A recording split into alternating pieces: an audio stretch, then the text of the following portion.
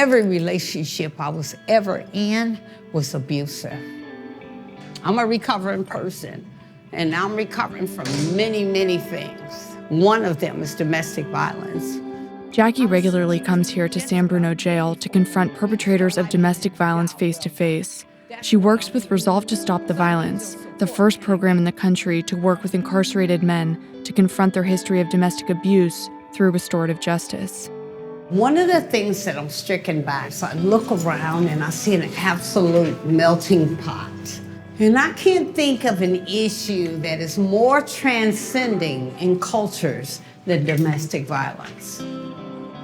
The first step usually was the verbal coercion, the threat. Very quickly after, it would be a backhand or a slap. We call it chin checking, right? Just whap, whap. And it escalates from there.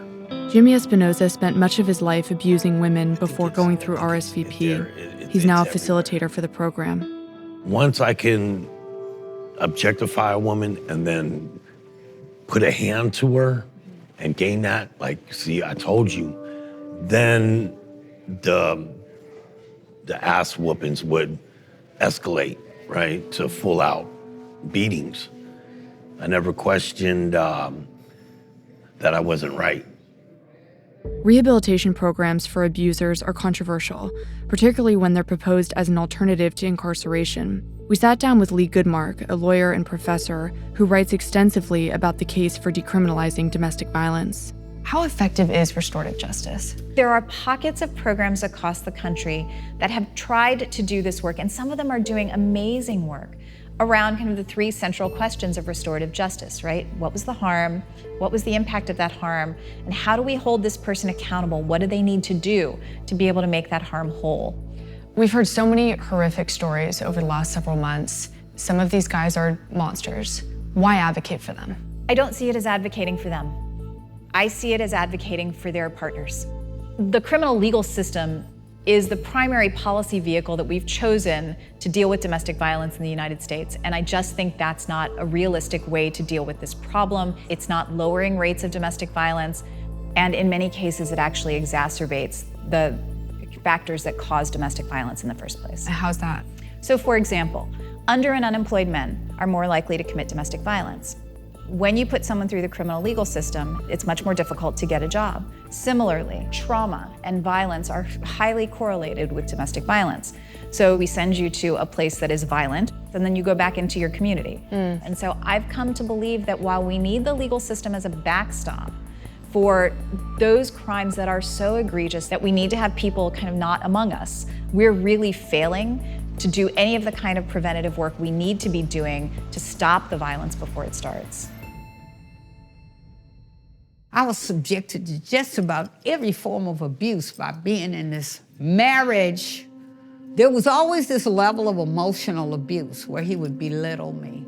He would remind me that I was nothing without him. And it might not seem so bad in one particular episode, but just imagine years and years and years and years of hearing that. What it did, the impact to him on my self-esteem and self-worth. I thought I couldn't do nothing on my own.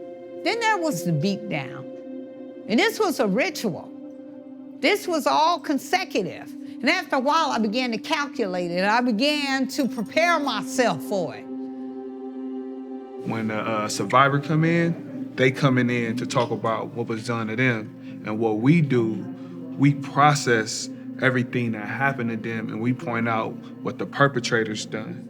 What I heard from Ms. Freeman was some verbal violence, which also connected with some emotional violence in her life. Her first husband was saying, "You're nothing without me, you ain't got no money, or you don't pretty much exist." And she thought that, so she internalized it.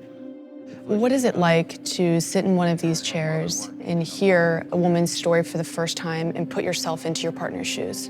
I do remember the impact of it, and it was profound. I heard it, and it blew my mind because my victims weren't allowed to speak, especially about my violence.